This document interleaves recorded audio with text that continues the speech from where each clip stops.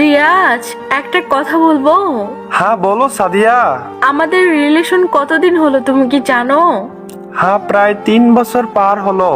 যদি আমি কখনো হারিয়ে যাই, পারবে আমায় ক্ষমা করতে? এসব কি বলো তুমি? তোমার মাথা ঠিক আছে? কখনো যদি আমি হারিয়ে যাই, ভেবো না আমি তোমাকে ধোকা দিয়েছি। রিয়াজ, আমি তোমাকে অনেক ভালোবাসি। সাদিয়া কি হয়েছে তোমার? আমাকে বলো তো সত্যি করে।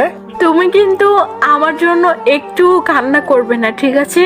আন্টির কথা সব সময় শুনবে, একদম রাগ করবে না। সুন্দর দেখে একটা নামাজি মেয়েকে বিয়ে করবে। আর যখনই আমার কথা মনে পড়বে, ভেবে নিও আমি তোমার সাথেই আছি। অনেক ভালোবাসি রিয়াজ তোমাকে। ওই সাদিয়া কি হয়েছে তোমার? আমার কিন্তু কান্না আসতেছে অনেক।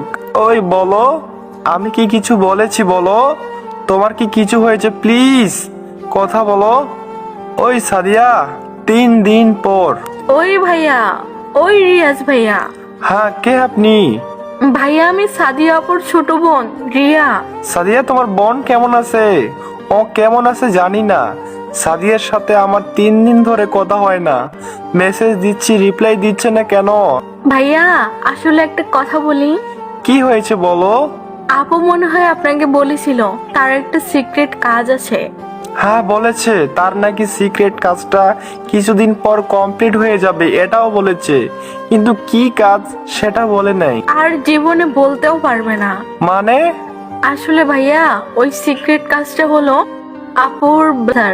ভাইয়া, আপু আর নেই। ওই সাদিয়া তুমি কি বলছো এসব?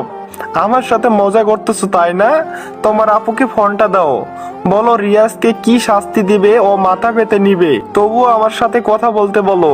আজ 3 দিন ধরে পাগলিটা আমার সাথে কথা বলে না। ভাইয়া, আপু আর নেই। ভাইয়া নিজেকে শক্ত করুন। আপু বলেছে আপু যখন থাকবে না তখন যেন আপনাকে এই মেসেজটা দেই। কি মেসেজ? রিয়াজ, তুমি যখন এই মেসেজটা পড়বে তখন হয়তো আমি এই পৃথিবীতে থাকবো না।